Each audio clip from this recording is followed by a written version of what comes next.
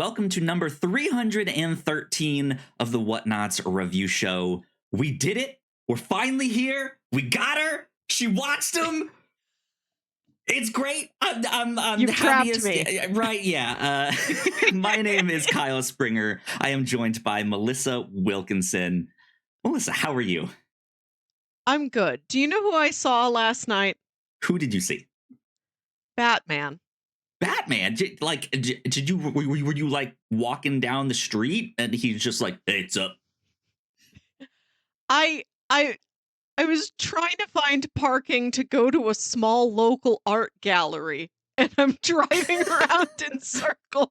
It's raining, so I'm like, I really want to park as close to this place as I can. Sure. Yeah. Maybe I can get away with not dragging a whole umbrella into this little gallery. And driving through a parking lot, I just see a whole Batman just walking around. So it Not a really was an actual person in a bat A suit, person. not A like a person. cardboard cutout. In like a or... whole Batman costume. Not a Wow. specific one He that I is could real. recognize as one particular cartoon or comic, but little blue, little yellow, nothing wild about it. Like Sure. a standard Batman of some variety. And I did the only thing I could think to do, which was to roll down my window and say, thank you for your keeping service. Gotham safe. Yeah. And he just said, I'm doing my best. He just said, thanks, my parents are dead. I saw him later just waiting at a stoplight to cross the street. I don't know what he was doing. I don't know if there was a Batman related event in town. I don't know what it was for, or if it was just for fun. If you Sure had like made a my day. local Comic-Con or something happening, or who knows what. No clue. Didn't see anyone else. It was a normal night just with one Batman. That's great. That is much more interesting than my weekend here. We had that same storm that hit you. We got it a little bit worse. Except for us, it wasn't rain. It was wind. It was like 60 to 70 mile an hour wind. Oh, yeah, we had real heck of a wind. There's lots of trees down up here.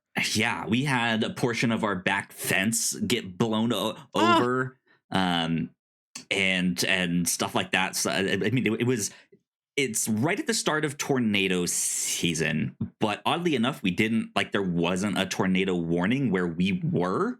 Weird. It was just really strong wind. Yeah. We had sirens all night, and at a certain point, it's like, wow, I have to go to bed. Like, my bed's on the outside corner of the apartment. I can't move my bed, so guess I die.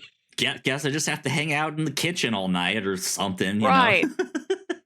But we survived that storm. Everything kind of calmed down. And then the next day, our power went out. The next day. The storm had already passed. Yeah, it was sometime late.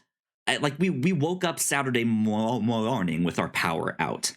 And it was out for over 24 hours.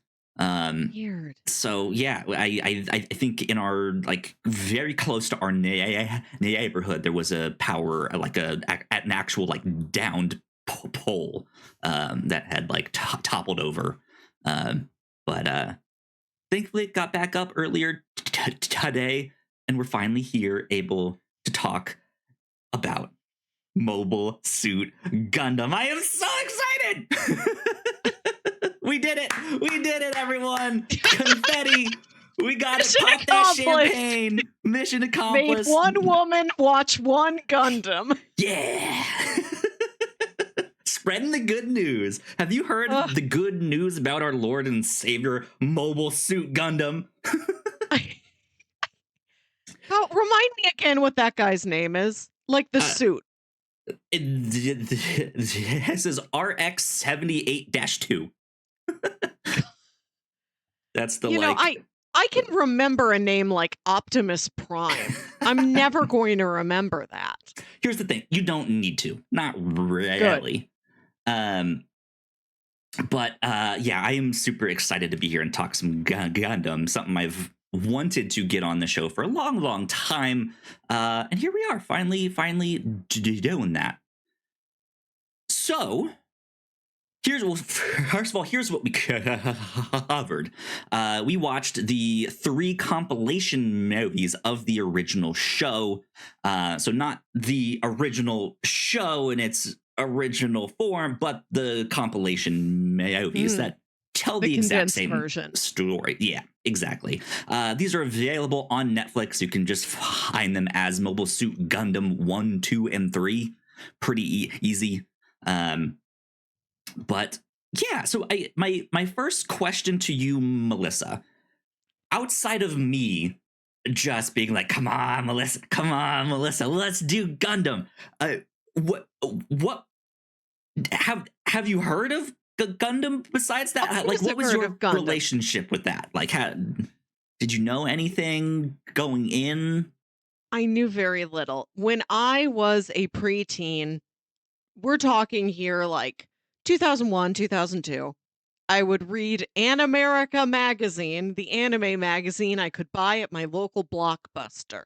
I wanted to get into anime, but there was very little anime available to me. So I just read about it. I just looked at pictures of it. And I knew the iconography of Gundam. Sure. Yeah. I'm like, there's Mobile Suit this, there's War in the Pocket, there's Gundam Wing. I had friends who were into Gundam Wing. I saw some of that on Toonami. I was intrigued by the boy band nature of Gundam Wing. That is not what we watched. I've never really been into it, but I respect it as a pillar of anime. And like the king of the mech suit anime, which is a large genre. Absolutely. Good to know. Okay, yeah. I've never really seen it. I've seen like images and right, or you've seen pictures of the big Gundam in Yokohama or wherever it is. Yeah. And it is popular. I know it's not just you. There's Gundam fans out in the wild. I could throw a rock and hit one in most any crowd, probably. Batman was probably a Gundam fan. Probably. I should have asked him. Hey, Batman, you a Gundam fan? Yeah. He's more into Evangelion. He just wants to talk about that. Right. Exactly. Yeah. Gundam for me, I first saw it on Toonami. Is where I started to be aware of it, especially with Gundam Wing and G Gundam. Hadn't really dived into the original, did not know exactly what it was about. I liked everything that I saw, but I don't think I had really sat down to actually watch a full Gundam until much later. And just small fact about me, I used to make instrumentals, and I made a Toonami inspired beat tape, and so I watched a bunch of the like old shows that were on Toonami to get samples and stuff like that. And once I got to Gundam, I liked it so much that I was like, I'm just going to go back from square one and watch like as much of them as I can. So at the time, like I stopped everything on production of those instrumentals to just binge Gundam for like 2 months. I've seen a number of Gundam shows. There's some more recent ones that I've not caught up with yet. There is a brand new movie that's out that I went to go see in theaters, which was a blast. Kyle, tell us the name of the movie one more time. Mobile Suit Gundam G-Quirk or G-Quack or G-Quacks or G-Cucks or I don't. No one knows. No one knows. But we'll get to more on that down the road, because we watched the 3 original compilation movies here. So we went back to square one. We had originally planned to watch 0080 War in the Pocket, but that was not as easily available to watch. So we switched over to these here. So the big question, Melissa, now that you've seen these movies, what did you think? I watched all of this. I truly watched it. It was only available in Japanese with English subtitles, so I could not turn away. My eyes were locked on. I read every word. I absorbed very little. You're not going to get a lot out of me. A lot of the time, I was bored. But there are some parts, fleetingly. There is like 7% of this thing that I did really dig. Yeah, we knew going into this probably wouldn't be your Right. bag. So Netflix is that's fair. probably so confused. I watched the first movie and they're like, "Did you like it?" And I'm like, "No, not for me. Show me the second one." And I watched that and they're like, "Did you like that?" And I'm like, "No. Show me number 3." Yeah. Did you like it? No. Don't show me more stuff like this. Yeah, I'm done. good stuff. Yeah, I of course I love the original Mobile Suit Gundam show. These movies certainly do condense things. I think Boy, howdy. as movies themselves, like if I'm judging this on like, was this a good movie or not? I'd probably have to say no. None of these were actual good movie. Maybe the first one is the closest to like that was a decent movie. Uh, but even then, I don't think they hold up by themselves. But they do a good job condensing the original story. I'll take your So word for it. yeah, I will say, if you are somebody who is genuinely curious about Gundam, the option to watch these 3 condensed movies that take up a total of like 7 hours, as opposed to I don't even know how many actual TV episodes of the original Mobile Suit Gundam run. It's a great option for somebody who wants to get into it. But yeah, if you don't want to get into it, if your friend is making you watch these, they're so condensed. There's no breathing room. There's no, yeah, I mean, it's in outer space, but there is no space. So it's difficult to like right. pause, take things in, absorb them, get things locked into your memory. Things happen constantly. There's always new characters. I had a hard time tracking a lot of supporting characters. Yeah, that is completely understandable. Yeah, I think these movies throw you right into the heck of it, especially like you said, since it does not have that time to breathe. There is a lot where, yeah, this character comes in and they're there for like maybe a total of like 8 minutes on screen over the course of a Yes. movie, and like I'm sure you're And sitting there like, okay, do I need to know this character's right. name? And then Like there's some characters who I can tell, oh, this was a mini arc on the series. They were maybe around for 3 or 4 episodes.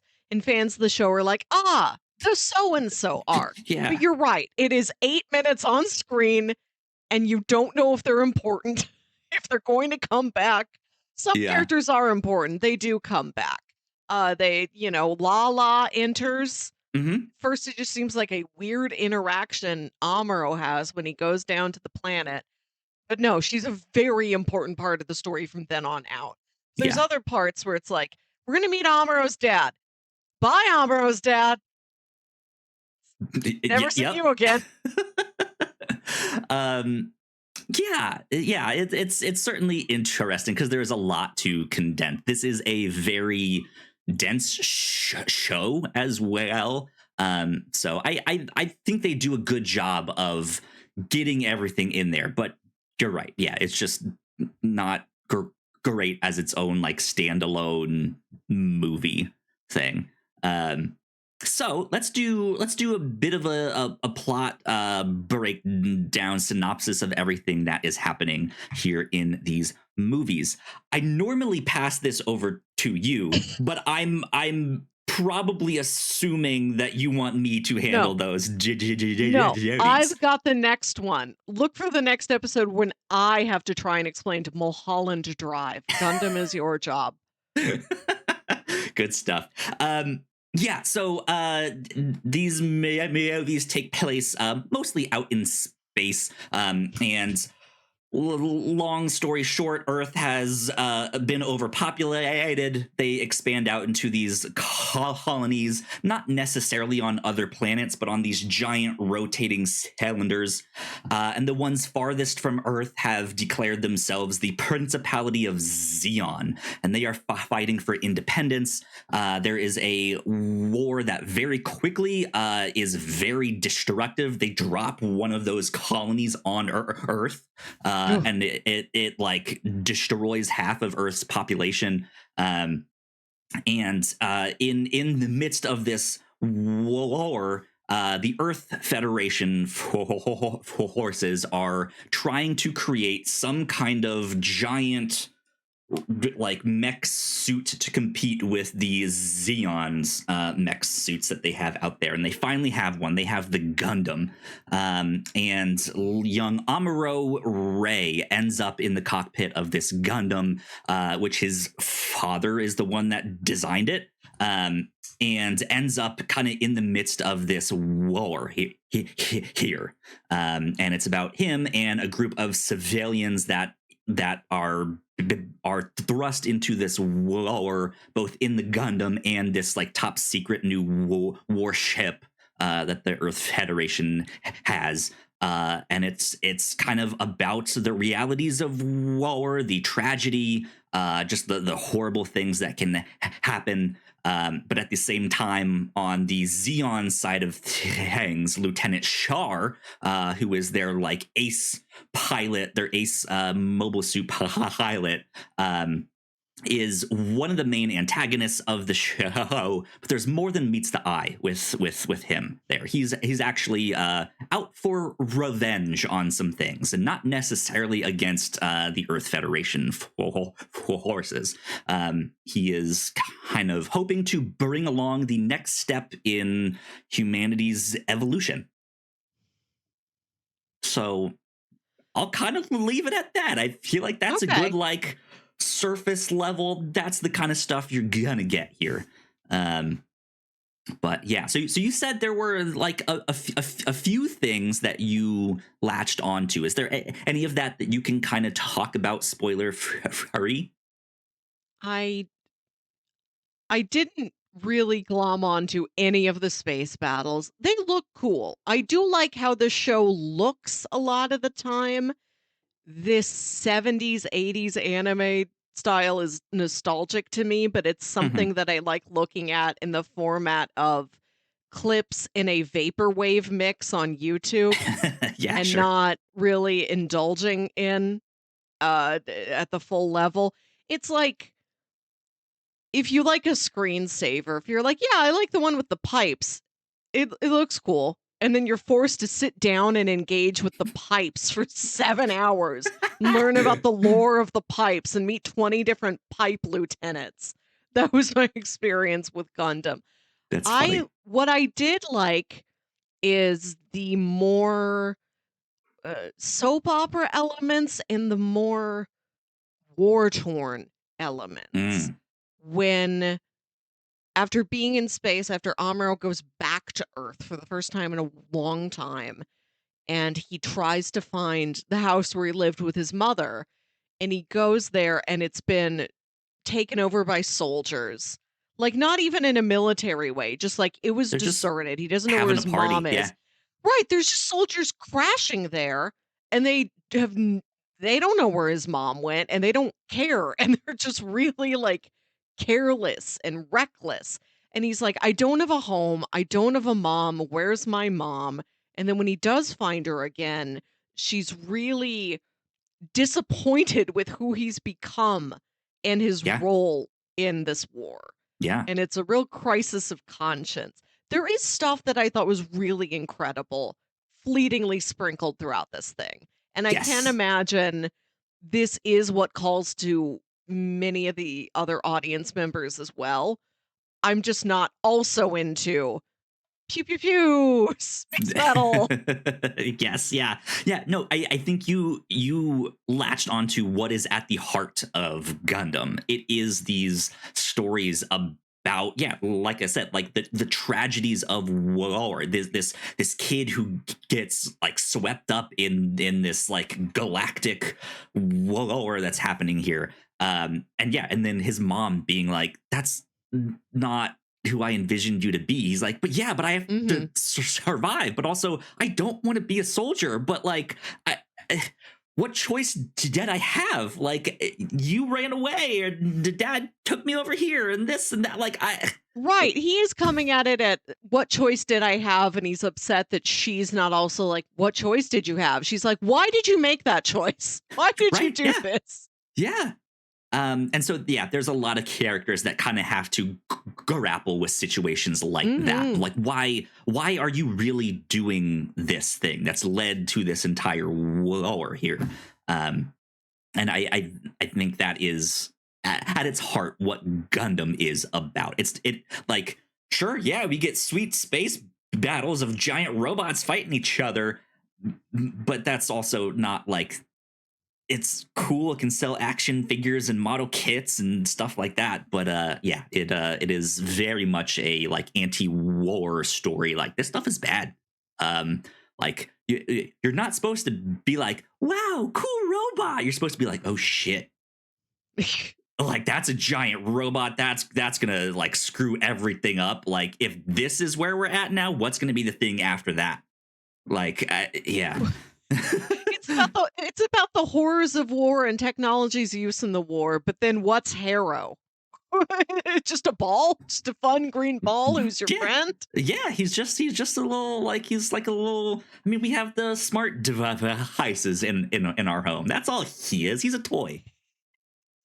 It's just feel like if there was a movie about like drones shooting people down, but also you do have one of the little eye dogs who does a flip, and that guy's okay. He's innocent. Yeah, or like how in For All Mankind, there's that one scene with the dog toy there. That's exactly what Haro is.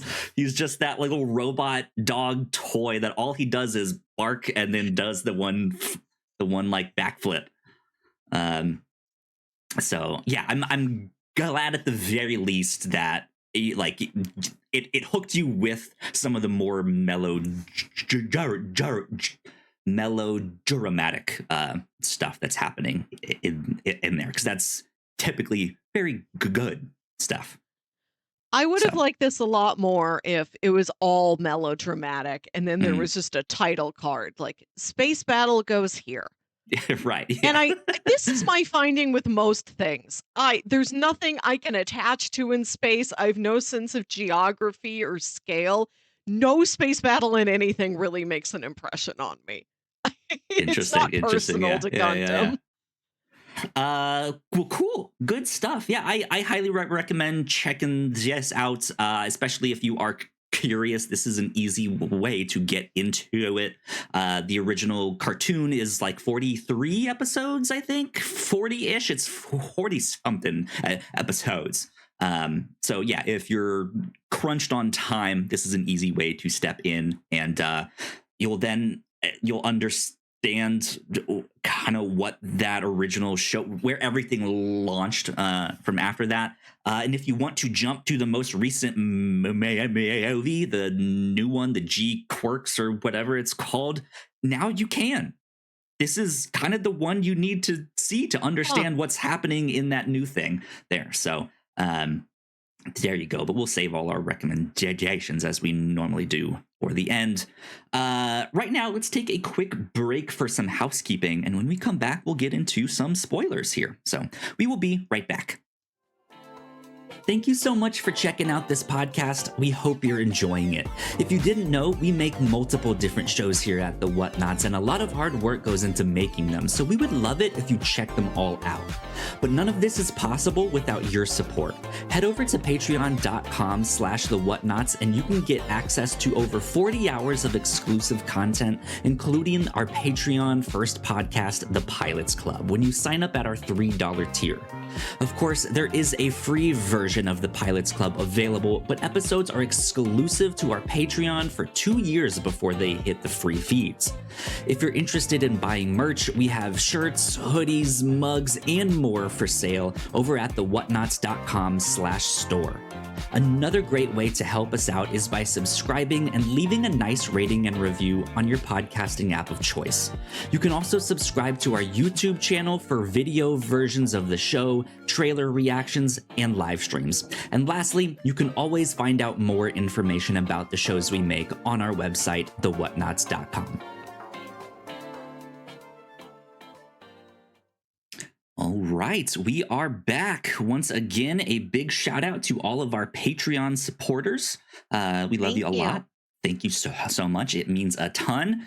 Over on the Pilots Club, we released our episode on Matlock for all of our Patreon subscribers at the $3 tier and above.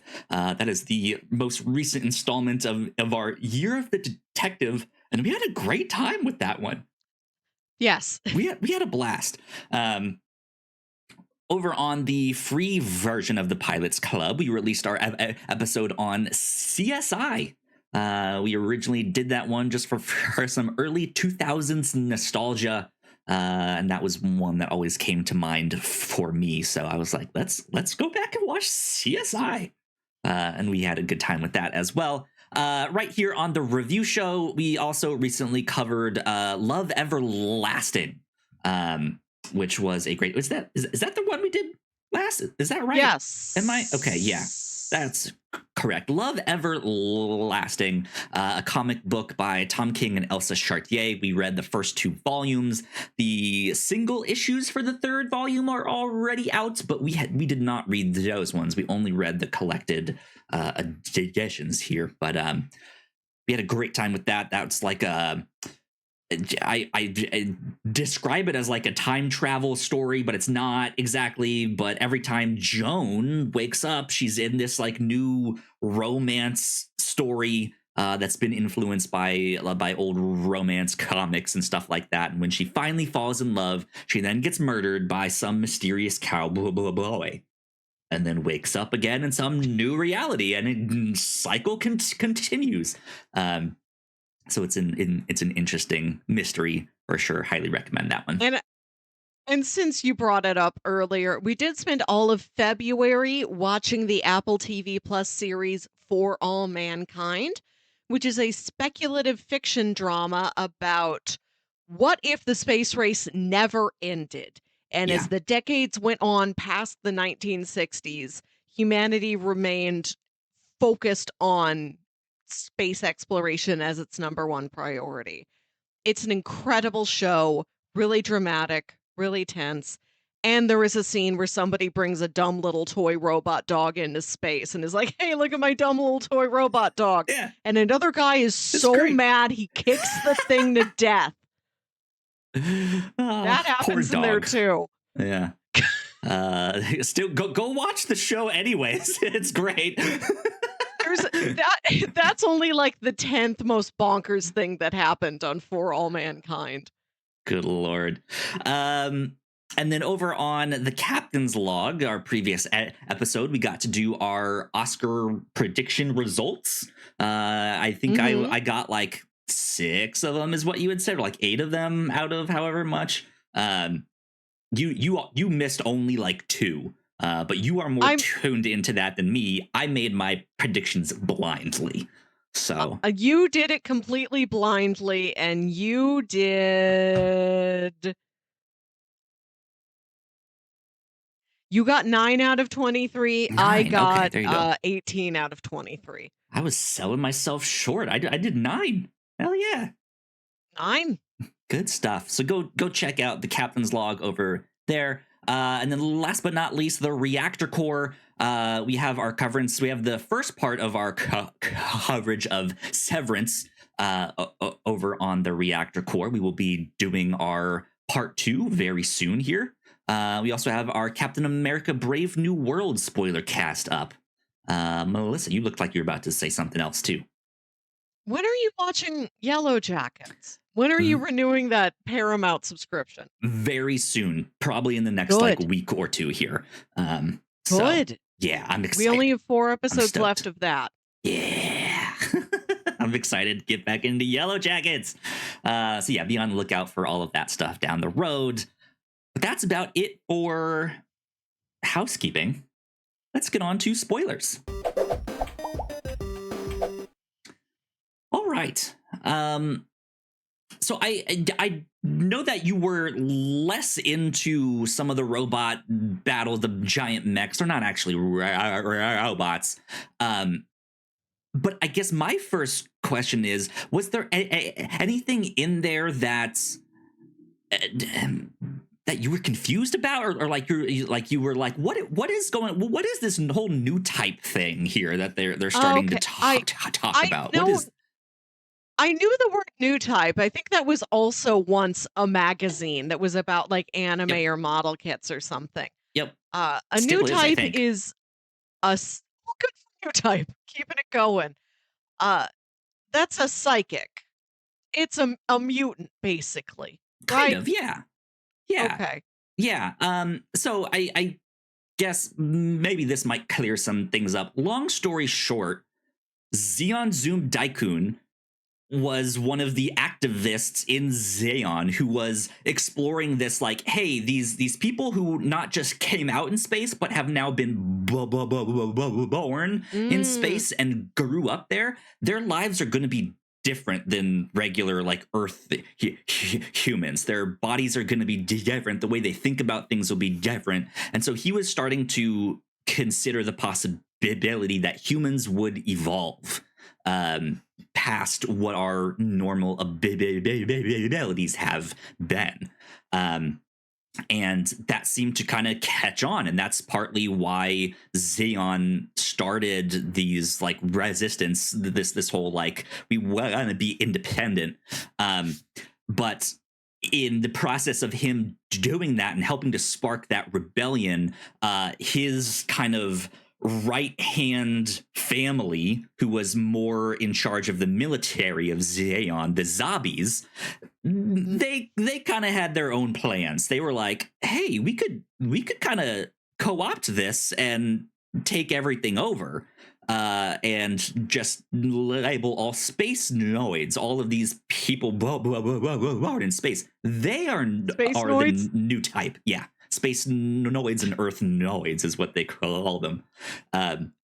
So yeah, they assassinate Zeon Zoom Daikun, and they take it over, and they are like the dictators of Zeon, and they think that anyone is basically a new type, but then they are starting to kind of realize that's not the case, as people like Char are starting to like, it's like, how is he that good? How is he so much better than everyone in this thing? That's strange. How is Amuro? Like he's what, like 14? How is he like starting to do all of this stuff? And so Char is starting to not realize, but he knows that his father was like, no, he's actually talking about people, yeah, like starting to exhibit maybe psychic abilities or stuff like that, and it's starting to come true, but just very slowly. So it's not a Jedi fill in, right? It's not a religion. Okay. It's not a like, oh, there's tens of thousands of them out in the galaxy. No, like at this point, there's maybe like 5 of them in total, right? And some of them don't even know it, like Mirai, who steers the ship. She has it, but she doesn't really know. She's not fighting. She's just like, I get this feeling. I do like that it's just intuition and like heightened precision. Yeah. And you don't know if you have this thing, or you're like, I don't know, I just have good instincts and I'm very good at my job. Right? Am I a mutant or not? Exactly. So yeah, that is hopefully that clears up a little bit of what was happening with the Zeons and the Zombies and all of that stuff there. So, Melissa, what did you think of the political aimings of the Zombies? Blah, blah, blah, blah.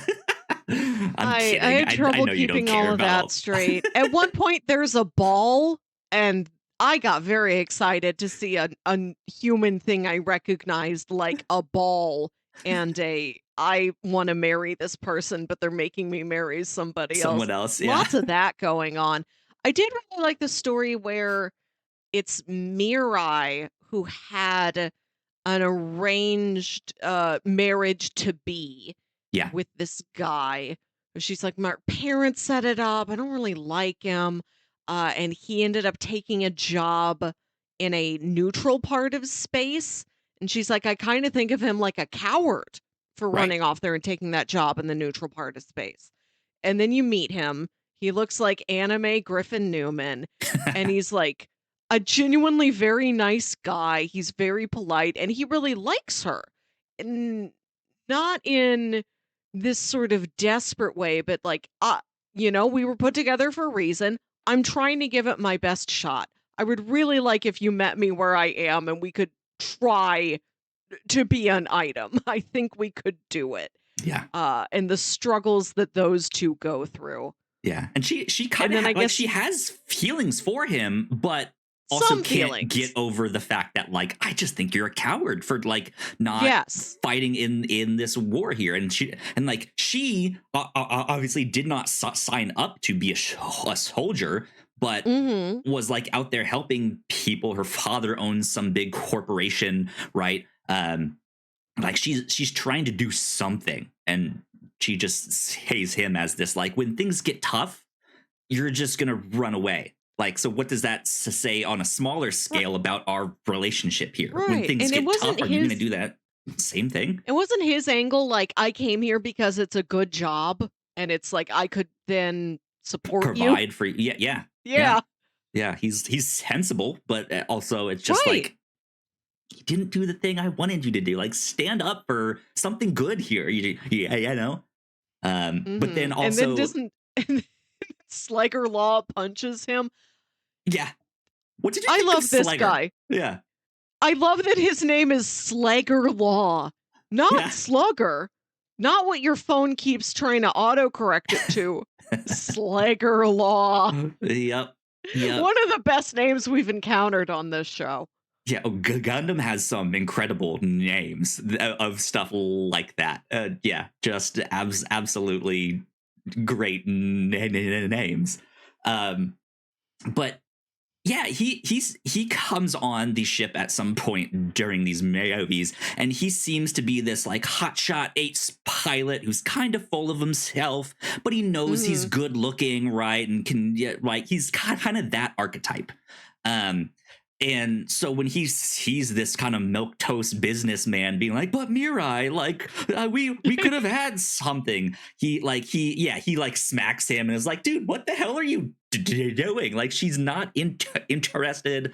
And obviously he's stepping in where he's not necessarily wanted when Mirai is like, no, you don't need to do all of that. Like, but then down the road, when even Mirai is like struggling over all of this and what to do, he slaps her and is like, hey, get your shit together. Like you need to make a choice here. Like, you either go with him because you do actually have feelings for him and live the normal life, or like you started out to do, stand up for what you believe in and stick with this ship. And like, maybe Bright Noah over here, which you seem to also be flirting with over there, like, go, and then she starts to have a crush on Slugger after that, and she's just a mess. But it's so good. Like, I love that story that they're trying to tell there. It's so good. It's fun. I love when, is it Slugger who dies? And then she's so distraught. She's in her spacesuit. She's in a zero gravity part of the ship. And she just like stops purposefully maneuvering her body and lets gravity and the movement of the ship just sort of bounce her around the room. Yeah. I've never seen that before. That's such a great image of despair. Yeah.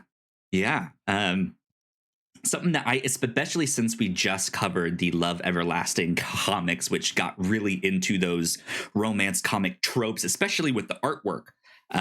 We see a lot of that in this show too. There are those like really dramatic moments where one of the women in there is like, "Oh, Slagger," or "Oh, Shar," that right, and they're crying like, "Casval, come back, Casval, brother!" Right, and it's this like teary-eyed woman just like screaming or wailing or crying in some way, because the war has torn them apart or something, and I think that's kind of cool. I like that in the mix I there.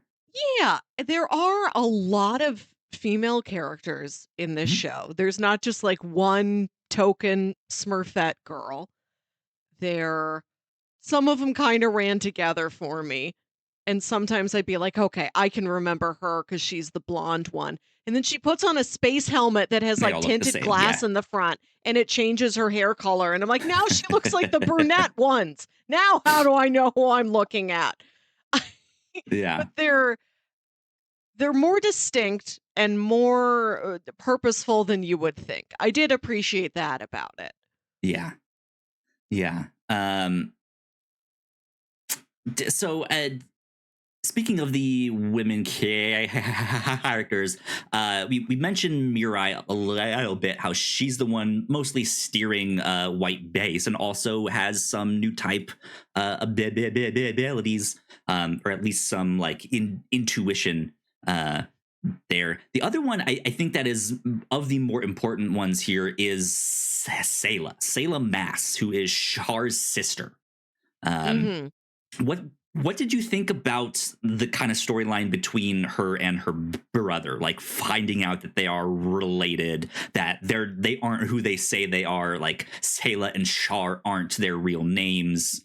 I Um, I had trouble following that, but I did appreciate that there were other types of relationships that weren't romantic, but were on the same level of priority. I liked that we had a brother-sister story in here. yeah, Very Star Wars. yeah, absolutely.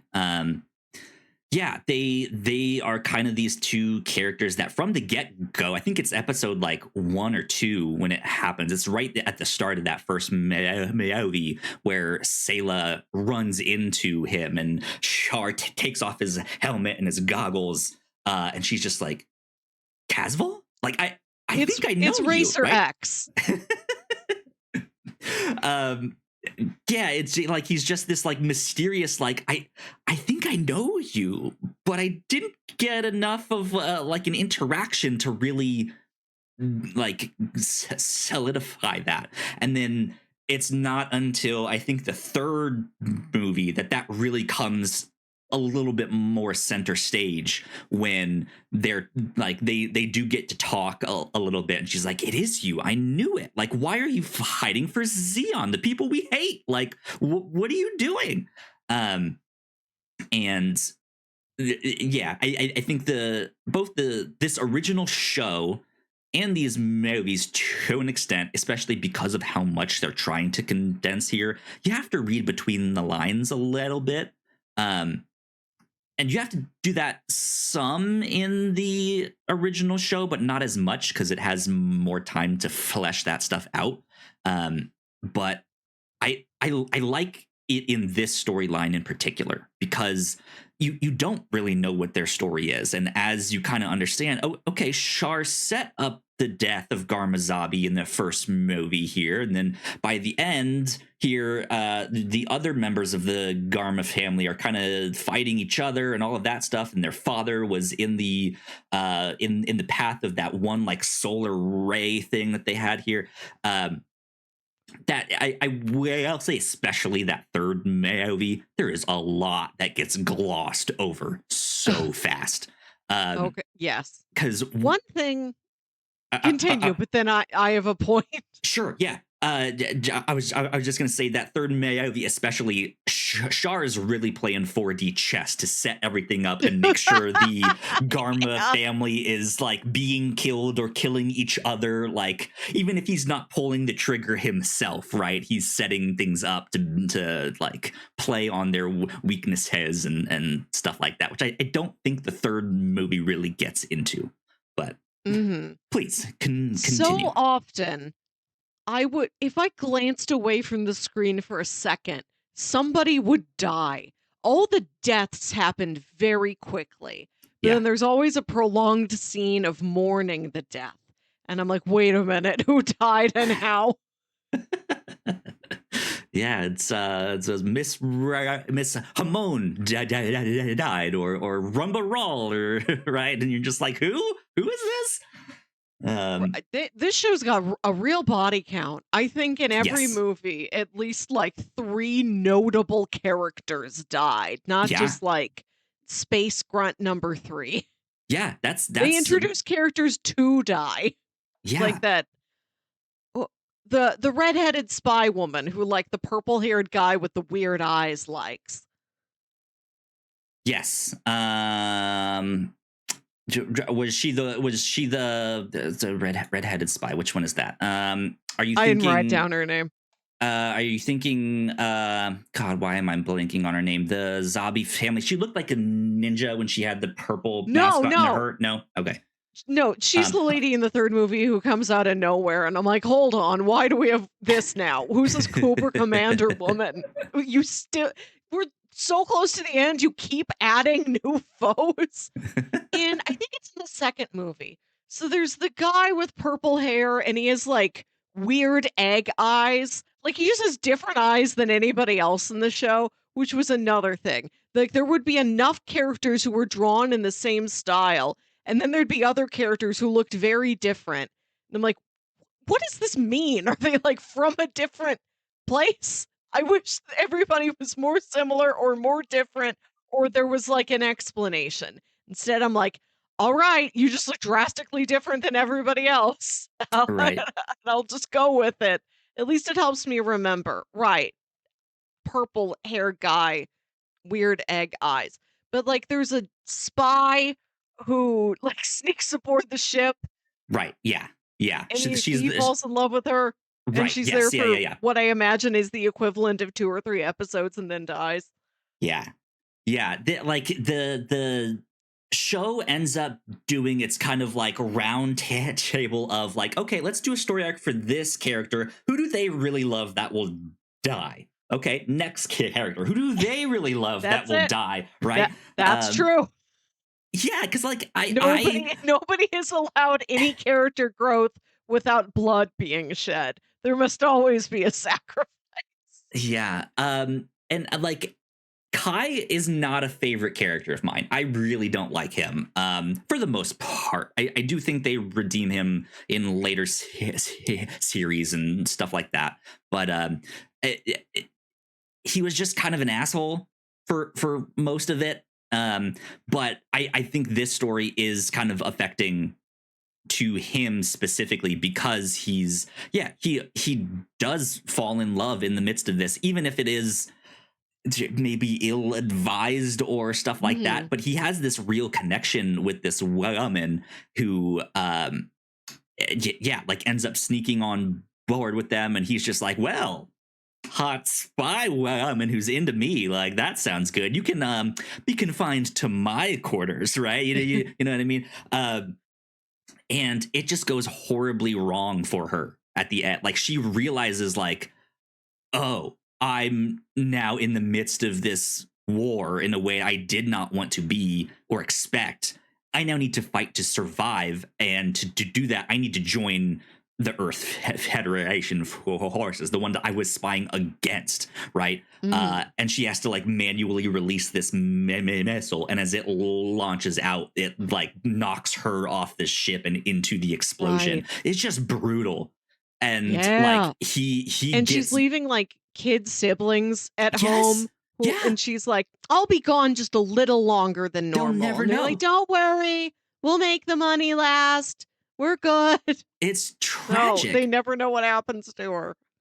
Believe it or not, this is not the creator of Gundam. This is not his like most like depressing show. Like he has some Gundams that are just like, these are depressing to watch.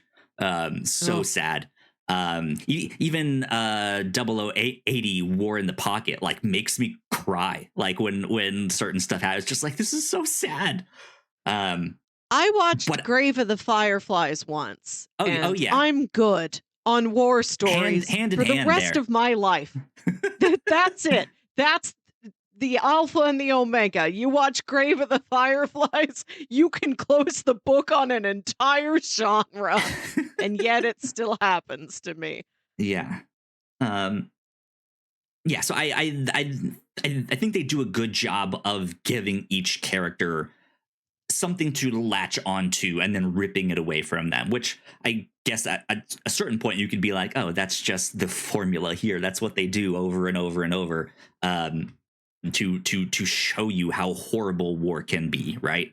So it could, I guess I can understand how some people could maybe not be into it after a certain bit of like, this is getting a little rote here, right? You guys just keep doing the same thing.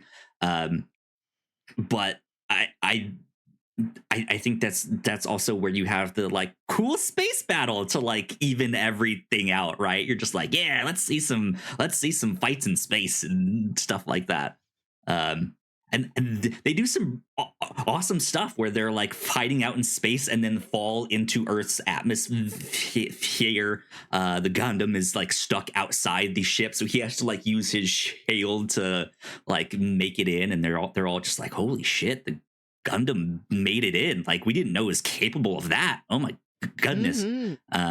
There are a couple interesting fight sequences. There's one where some soldiers have snuck aboard the other soldier's ship. I don't remember which side to who, but you have these soldiers who are trained in outer space mech suit, like fighter plane combat, and now they have to do close quarters hand-to-hand combat. Yeah. And there's the scene where they're down on, I don't know if it's Earth, but it's a planet. The planet they go to here is Earth. Yeah. Okay. And Amuro runs into Char, and Char doesn't recognize him because he's been in a mech suit the whole time. Right, yeah. And he treats him as just like Joe Schmo. Yeah. Which again, I'm not a mech suit person. This is not my preferred genre in any way. I've seen very little of it. But I've never seen that where it's like, oh, yeah. I know this person, they don't know me. This suit has given me a sense of anonymity. It's more of a superhero trope that I didn't know would come up in this genre. Yeah, that's a good point. And like, even Amuro like knows something is up, and then he hears the name Char, and he's just like, oh, I know who that is now. Like, even if I didn't know what you look like, right? Like, I know if I hear that name, not a good thing, right?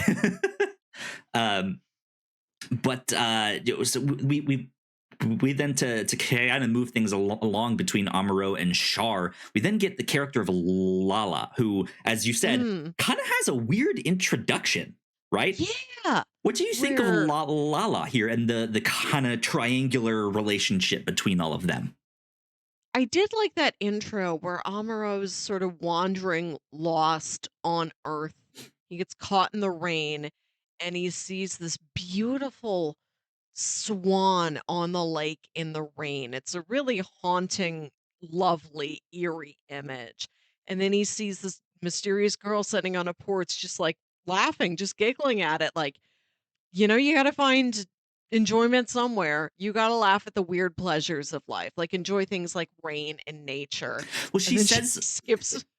Well, like, it's weird because, yeah, it's this like beautiful, peaceful image of this swan. But as the swan continues, it starts to fall down to the lake like it's hurt or something. Right. And Lala comments like it has to die sometime, right? Or something along those lines. And it's just this like really weird, morbid moment in the midst of this like beautiful swan like flying, out against the sky. And yeah, it is this weird mix of like, it is this cycle of life and death, of beauty and destruction, something ugly and something that is pretty, and war and peace and stuff like that. Because immediately after he has this shock of like, wait, the swan was dying? Like, how did you know that?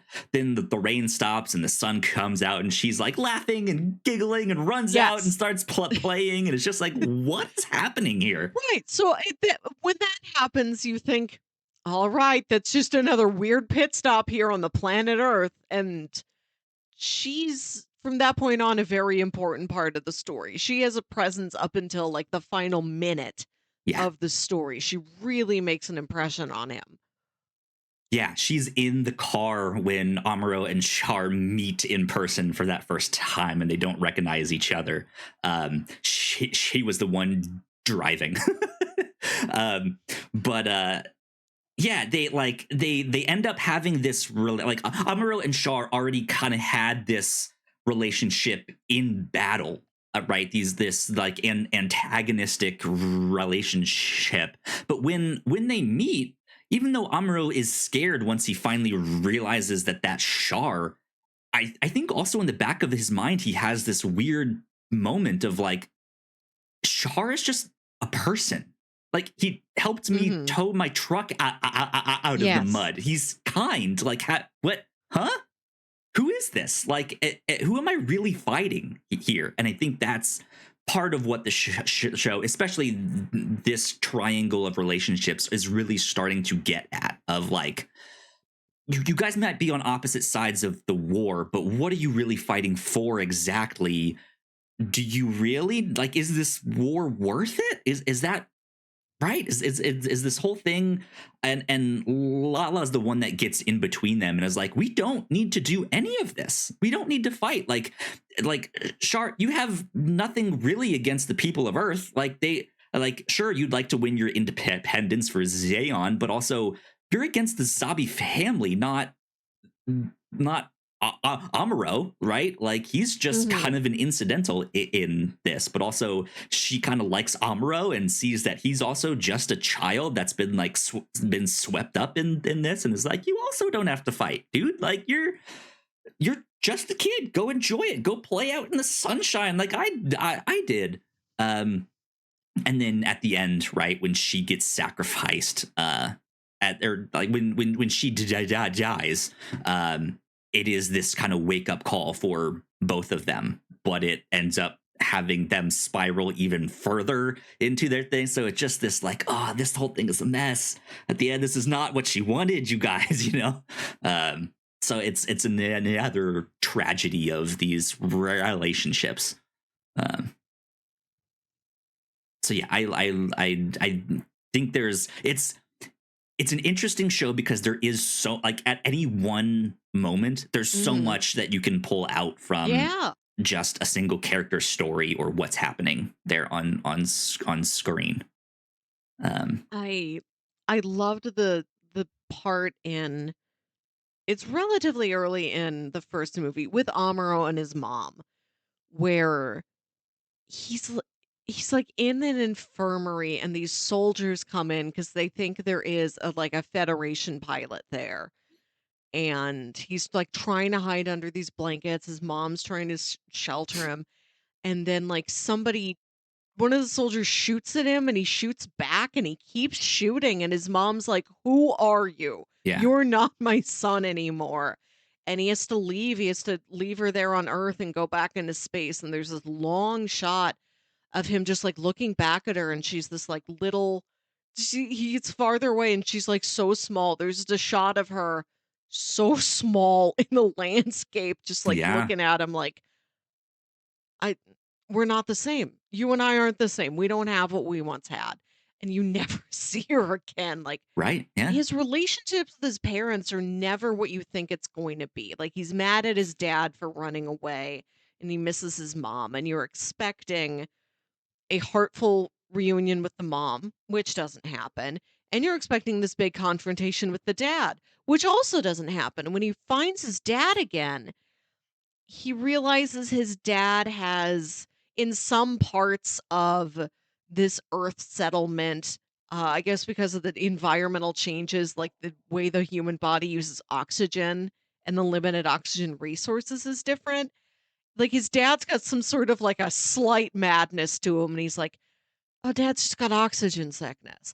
And like he's just sort of this like weird, frantic crackpot of a guy who'll get really obsessed with one tiny, insignificant, like, part of the Gundam, and Amuro Yeah. was like, "I can't even be mad at you anymore. You're just kinda sick and kinda sad."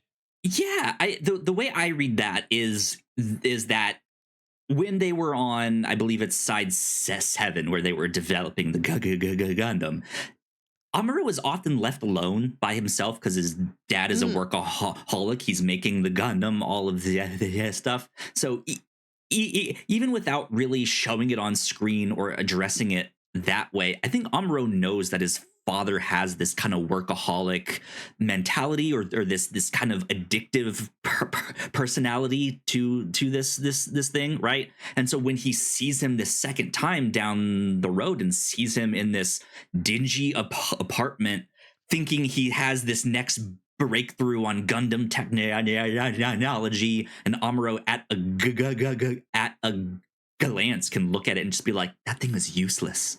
Like, that's not mhm, what my dad thinks it is." And yeah, like you said, he's just this like sick, sad little man. But I think he's realizing he saw the same thing earlier. He just had the support system around. He had the like military ah, around him to give him the outlet to like healthily, or they're more healthily. I should say, it might still not be healthy, but right, he has a bit of a structure around him when he's surrounded by the military developing this project. But here at this other meeting, he has no one, and he's kind of gone a little crazy, right? He's just like, "What are you talking about, Dad? This makes no sense. mhm, This won't work. This is sad." And I think, again, I think this is a moment of reading between the lines here. I think Amuro is seeing himself in this, mhm, because he knows, hey, I'm like, my hobby like is to like work on these machines and all that stuff. I'm damn good at the Gundam. I know I'm good at this, but I think this is the first time he's wondering, like, what happens when this war is over? Like, what do I go back oh, to? yeah, I know, I can't go back to my mom. I can't go back to my dad when he's like this. I have nothing. I'm probably gonna end up like either one of them here, right? And I think he's just like, I can't handle this. I don't know what to do. And I think that's a lot of Amuro's character of like, I'm really mhm. good at this, and everyone's like, your head is too big. Stop thinking you're all that. And he's like, oh, okay, I'm sad. I don't like. I'll go see my mom. And then he's like, yeah, you know what? I am a soldier. I'm gonna go fight this war. Take that, Shar. And then everyone's like, whoa, kid, you're 14. Like, calm down, man. Mhm. I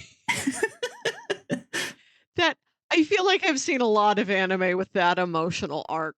Big Oh shot yeah. to sad boy, Oh just yeah. ricocheting between the 2. Oh yeah. Amuro They is a do classic form of that. there is a little family there on the ship. Mhm. I am I correct in that nobody likes those kids?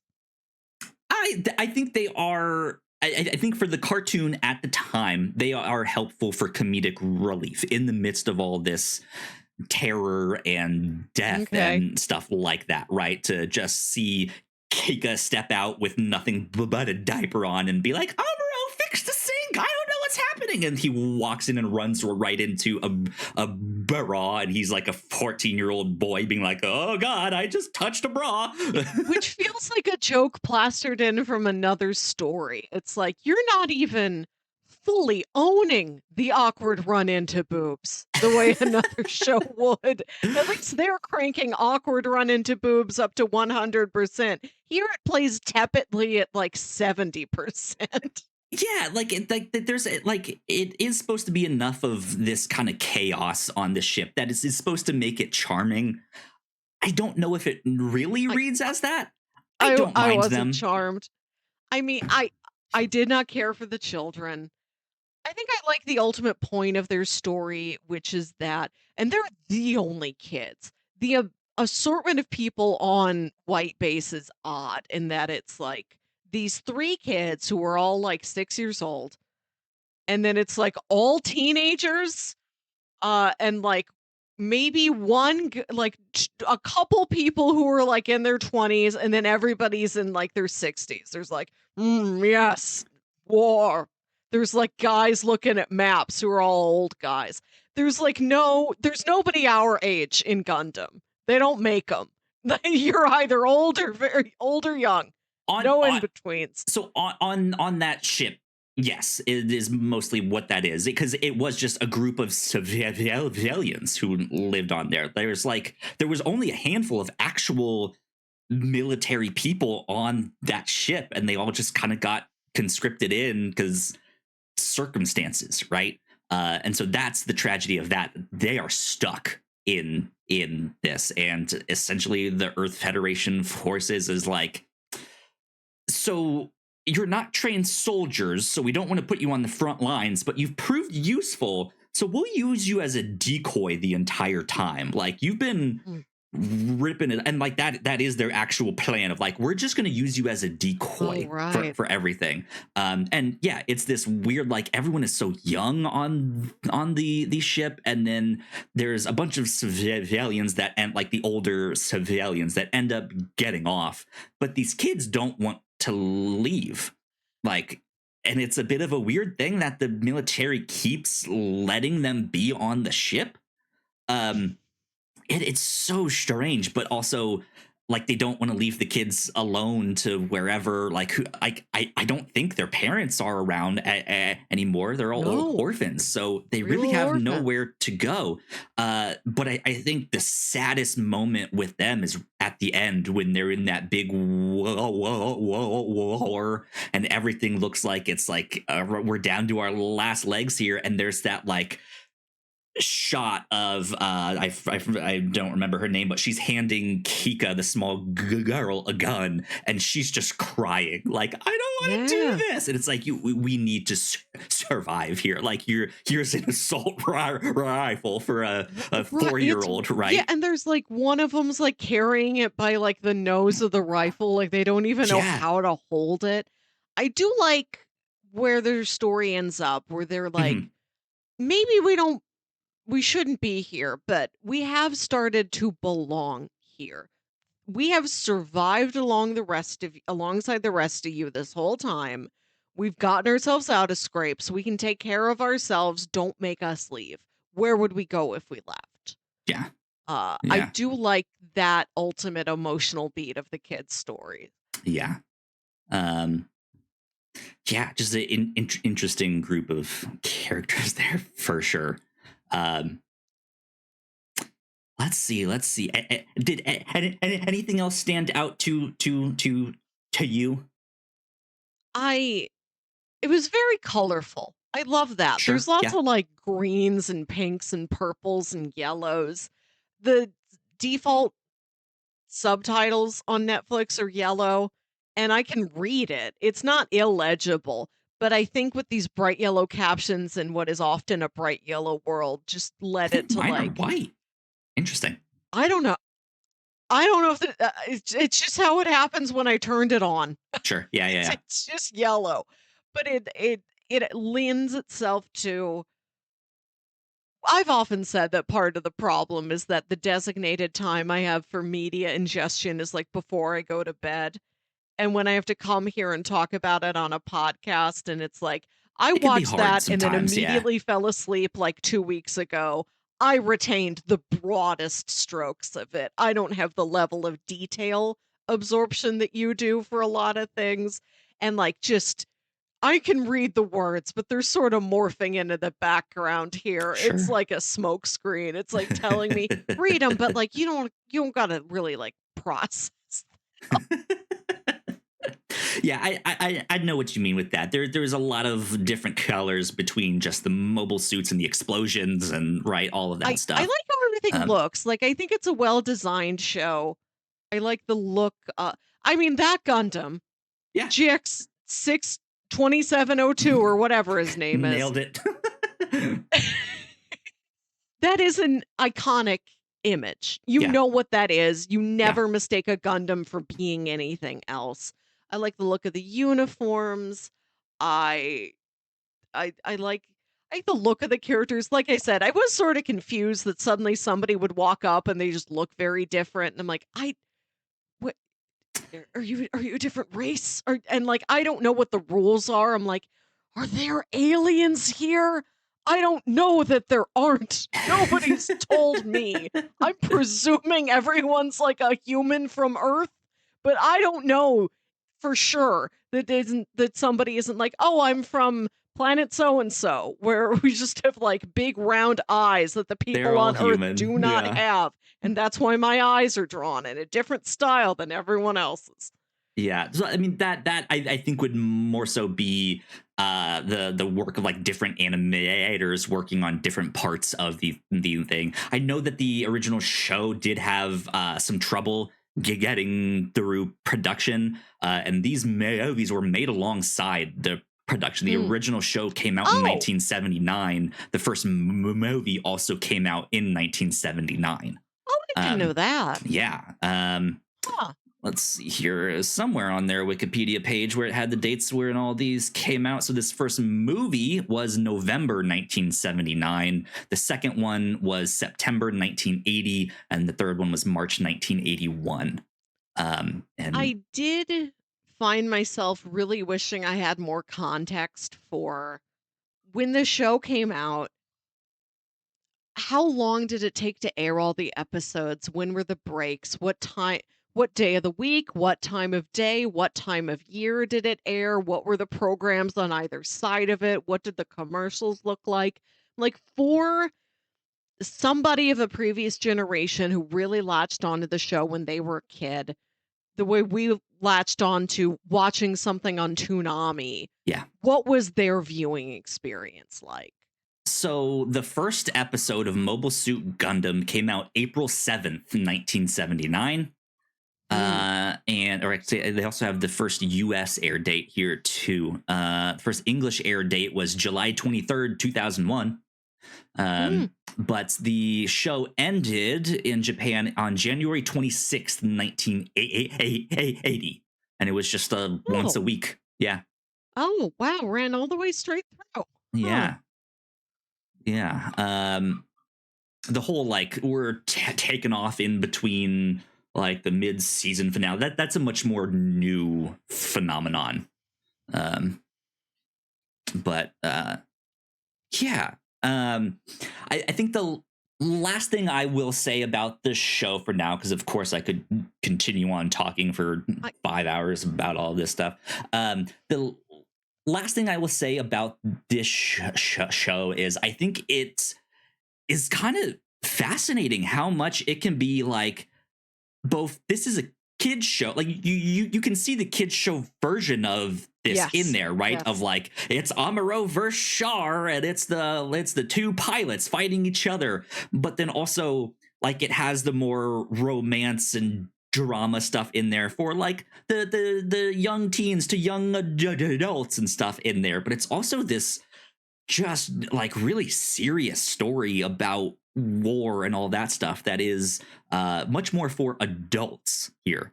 I like that about it. I like that it's a show that can approach a show that you can meet at different points in your life, and when you watch it as a kid, you can grow with it. Right. I remember being a little kid and I liked Pokemon, and as I got a couple years older, I was frustrated that Pokemon was the same.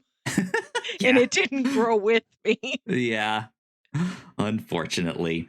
But yeah, I think it does a really, really good job of that, of kind of being whatever you need it to be for whatever audience is watching it. I thought it was really funny because I only noticed this on the third movie. Netflix rates it as TVMA, but the reason they get, you know how they give the like reasons, it said for nudity. Right, and there's which you like, see, like I think in that twice there's soft focus boobs. Right, yeah, for like 2 seconds, and it's not even sexualized, right? It's just like it's just that, and like not to like there's no mention of the extreme violence of the one woman who gets her head shot off with a rocket launcher right at the end there. Like, yeah, it was just like, nudity. All right, here we go. But yeah, I had a blast watching these movies again. I did recently get to see that first movie in theaters a couple months ago, That's which right. was a great experience. I know they were showing the other two, but I was like, I don't need to pay $30 to go see each movie. So I had a good time re-watching these. So thank you for I indulging me on I our I journey owed through you Mobile one. Suit Gundam. Like, Yeah. after doing this together for 7 years, I owe you one Gundam. And once I watch the Gundam, I never have to watch Gundam again. I don't have this hanging over my head anymore. exactly. I there were parts of it I genuinely did like, and I Yeah, didn't dislike any of it. I'm like, this is just truly not for me at all. Like, understandable. if I again, like I understand it. said, if you took some of these clips and just played vaporwave over them and like in a randomly assorted hour-long YouTube mix, that I'd enjoy. Sure. Yeah. That's how mostly ingest anime nowadays. Put it under 6 hour city pop remix, and I put it on while I'm working. All right. I'm going to pull up our bingo sheets here on screen to see if we got any of these through Mobile Suit Gundam here.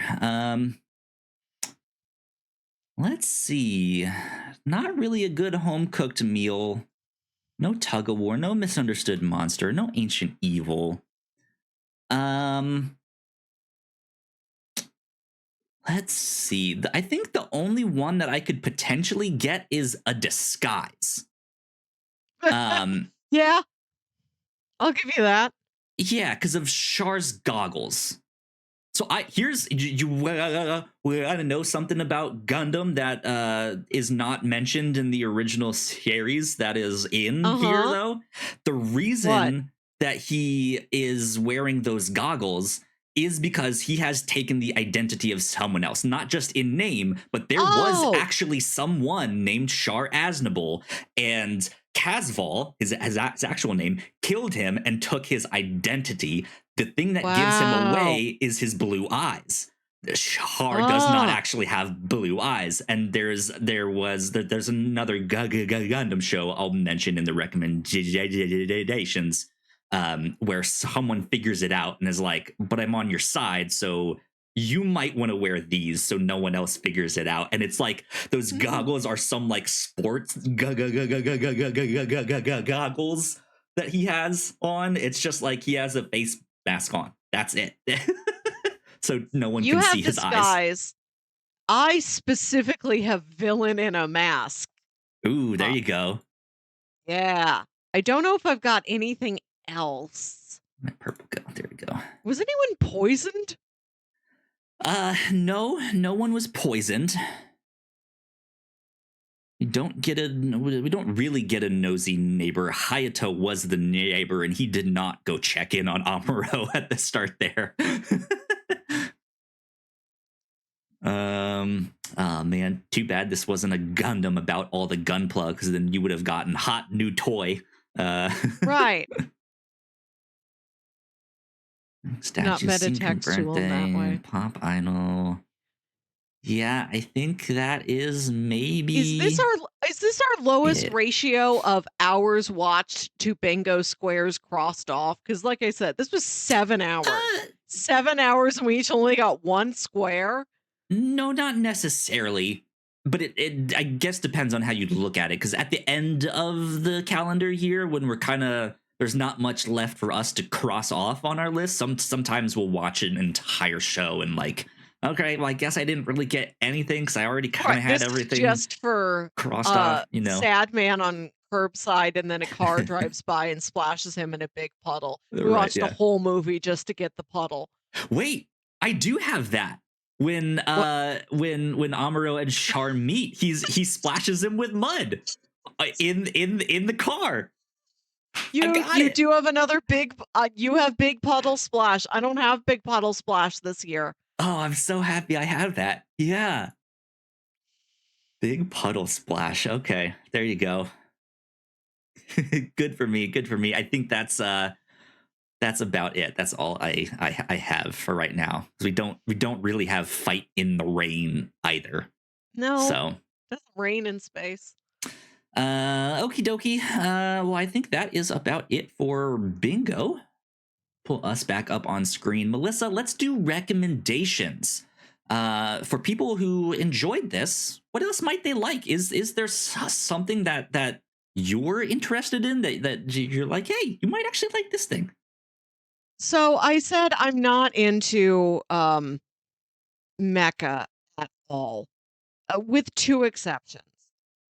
My app's not letting me search for whatever reason. Hold on, because it is something we've talked about before. I can look it up. I think I know No, what you're I about pulled to. it up. Okay. Episode 153, Pacific Rim.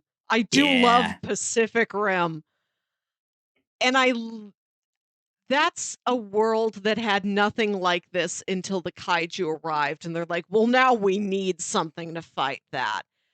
I would love, because every mech anime I've ever seen is just like, well, we have these.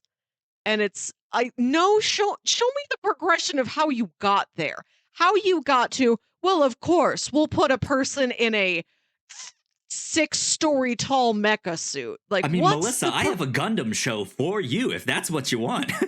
I want what's like the halt and catch fire of building Gundams. God, I would love where that. it's not about the war, it's just about the engineers trying to all crack about these Dr. technical issues. Minovsky and how he discovered Minovsky particles and stuff like that.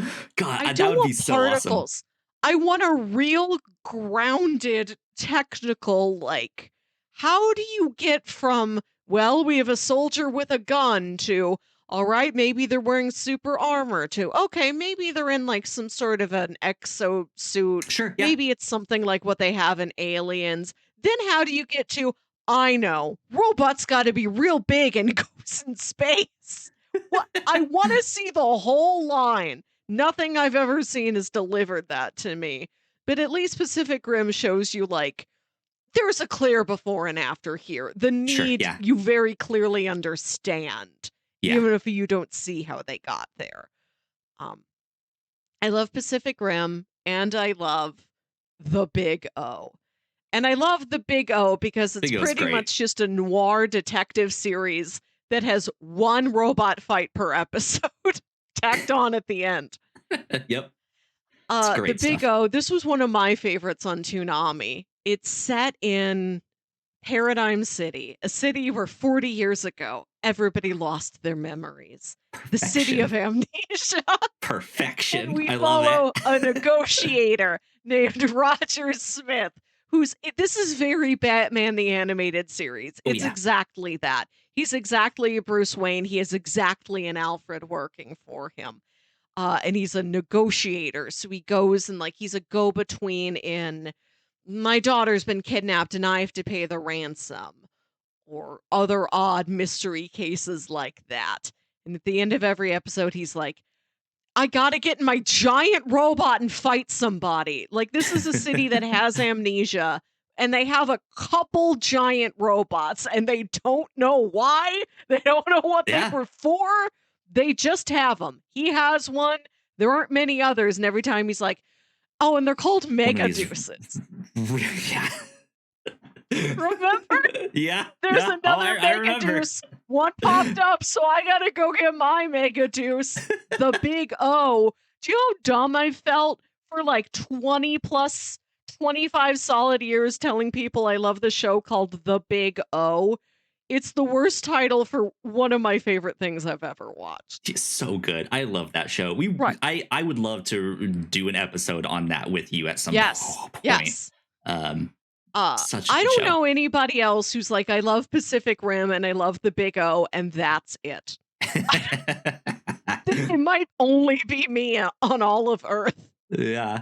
Good stuff. Do you have any other recommendations that this is less a recommendation and more of a, hey, remember the time? Do you remember when we read Knights of Tsushima? Knights of I Sidonia. couldn't even Knights of Sidonia. Yeah. I couldn't even I had no words for it. I'm like, what's that one manga? We read all of it. It was winter. When was that one? Which that was a series that I wasn't wild about, but boy, is it so we read so much of it and it's so dense and it's in such a truly alien world that it does kind of stick with you. You really go somewhere when you read Knights of Sidonia. Yeah. Yeah, that was a good one as well. I got a few recommendations here. I got quite a I know bit you here. do. I'll start with Gundam recommendations in general. Of course, if you liked this and you do want to get a little bit more info, you can always go back and watch the original show, which is just damn good. That is, if you are looking at the franchise of Gundam and being like, man, they've been around for 40 something years, where do I start? There's older stuff, there's newer stuff. The original show is one of the best places to start still. The animation might be a little older, some people might not be into that, but I think it is well worth your time. Obviously, these compilation movies help a lot if you don't have as much time, right? But beyond that, Mobile Suit Gundam 0080 War in the Pocket is also another one that I would highly recommend if you just want to do a quick check-in on like, what is Gundam exactly? It's like a 6-episode mini series that has it's basically just a microcosm of everything that Gundam is about. There's cool robot fights, there's tragedy, sad stuff, there's small kids getting involved with these giant robots, all sorts of stuff. Highly recommend that if you can get your hands on it. If you are looking for something a little bit more modern, Iron-Blooded Orphans is a more recent one that I think has 2 seasons and is really good. I think I know there was also Witch from Mercury, which I haven't actually watched yet, so I don't know if that's a good like jumping on point and stuff like that. But I think it's also important to know that the Gundam franchise has a timeline that they keep adding to, and then there's also a bunch of shows that are not in that timeline that are just like a one-off that you can watch by itself, like Gundam Wing. That's it in its own universe. You can watch that by itself. You don't need to watch the original. But it is a different take on all of that. That is the one where it's like, okay, but there's 5 Gundams here, and all the pilots just kind of have this boy band vibe, and it's a little weird. Or there's G Gundam, where each nation has a Gundam, and it's this big like battle royale for like which Gundam is the strongest. So there's all sorts of stuff that you can check out there. A quick recommendation for what to watch next after you've watched the original show or these movies. Of course, you can go right into the next show, Mobile Suit Zeta Gundam. That's where you could go, or you could go to a much more recent show that actually serves as a prequel to the original show, Mobile Suit Gundam, called Mobile Suit Gundam: The Origin, and that is the show where Char's whole thing gets explained and his backstory is in there. Honestly, if you like Char and you want to know more about his backstory, watch that one. It is phenomenal. It's great. But that is also one where you get a little more insight into like the evolution of mobile suits and what they are. They started out as construction, like big cranes and stuff like that to move materials out in space. And then they were like, as they're starting to fight for independence, they're like, okay, but what if we stick a gun on one of these things? Okay, but what if it was a little faster? What if it was a little more nimble and stuff like that? And that's eventually how we got all of these things here. But Yeah, Mobile Suit Gundam: The Origin. That is both the name of the anime and a more recent manga, which Mm. retells the entirety of this original story with this new background added in. So you get to see like the first day that Amuro and his dad move to Sides Heaven, and they step out, and they're just like, "Oh man, the possibilities!" Right? All of that stuff. Or like you get to kind of find out why maybe Hayato didn't go check on Amuro. Maybe they didn't like each other at the start there because Amuro got them in some trouble. uh, so yeah, there's some great backstory. That also does a great job of kind of explaining a little bit more of the political side of things and like Mm. who Xeon Zoom Daikun actually was, what was happening with all of that stuff there. So highly recommend that. This world is not for me, but I do admire how many facets it has. Yeah. And for the person who wants to be into it, there is definitely a Gundam for them. Yeah, and as the show started selling more and more of the model kits and all of that stuff, they've now gone meta with certain shows of it's like it's a Gundam show about them building models and fighting them in like a battle bots like kind of scenario and stuff like that. Like that they have all sorts of Gundam shows out there for you to check out. Um, so yeah, that's from the like Gundam side of things. Those would be my recommendations. Other stuff I can recommend here would be Legend of the Galactic Heroes. This is one of my favorite animes. It is also based off a series of novels. Of Japanese novels. I recently read the first one. I listened to the audiobook. It was fantastic. But this is more if you're into the kind of political side of Gundam and want to kind of dig into that stuff. It is that same kind of like armies that still look like they have that like Victorian naval garb and like the tassels on the shoulders and stuff like that. But if you're more into the like political dealings as well as military tactics, Legend of Galactic Heroes is just incredible. I highly recommend that one as well. If you want more of the like giant robot shooting things in space, you can go to Macross, which also got turned into Robotech Yes. here in the Yes. United States. I know these words. Yeah, Never seen it, but I know the word Macross. yeah. Macross is the original, and I have yet to dive deeply into the world of Macross. It's one of those things of like, I know I would like this a lot. I've seen a little bit. I've seen all of Robotech. That one I also watched that for that Toonami beat tape thing that I made that one time.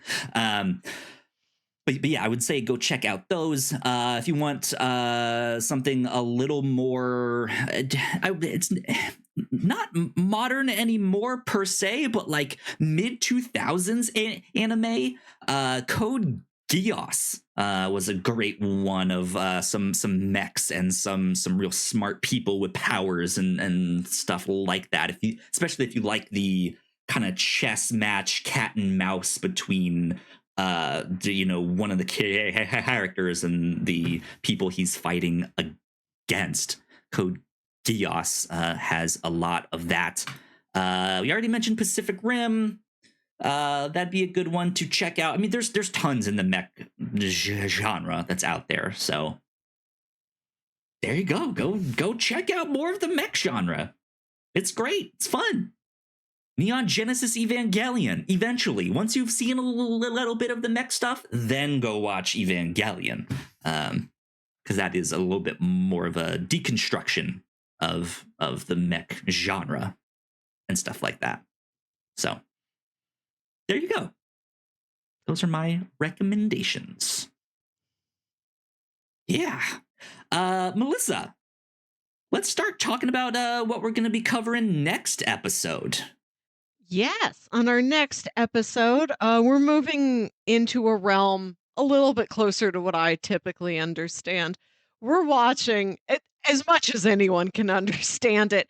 We're watching David Lynch's Mulholland Drive. This has been on our spreadsheet of ideas for a long time. You've never seen it. I Huh? just watched it a couple months ago. And immediately after watching it, it is the sort of movie that you know you have to watch again and again and Nice. again. Nice. So I'm excited to watch it. I will get to catch it in my local Alamo Draft House. They're That's showing a awesome. lot of David Lynch's movies since he passed away recently, and I know that's Yeah. why you said you wanted to watch this too. Yeah, exactly. I think in the wake of his passing, um, we just kind of had to do something. David Lynch, right? I'm a big Twin Peaks fan. I recently did a rewatch of that show and watched The Return for the first Mm. time with that, and just absolutely loved it. So yeah, excited to jump back into some David Lynch stuff here for this next one. I think that'll be a lot of fun. Um, but yeah, I guess that's it. Let's wrap things up. Let's do it. Let's do it. Melissa, where can the people find you on the internet? You can email me the old fashioned way at yourhostmelissa@gmail.com. Write to me and tell me if you also love the big O. Indeed, please do. We want more Big O fans out there. If you guys want to stay up to date with me, I am at Yo Kyle Springer. And if you would like to stay up to date with all of the stuff that we do here at the Whatnauts, we are at thewhatnauts.com on Blue Sky. So please go like, share, and subscribe. You guys know the deal with all of that. If you're watching this on YouTube, go check out more of our videos. There's one right over there on that side of the screen. That would also help us out a bunch. This has been number 313 of the Whatnauts review show. We will see you all next time. Bye. Bye.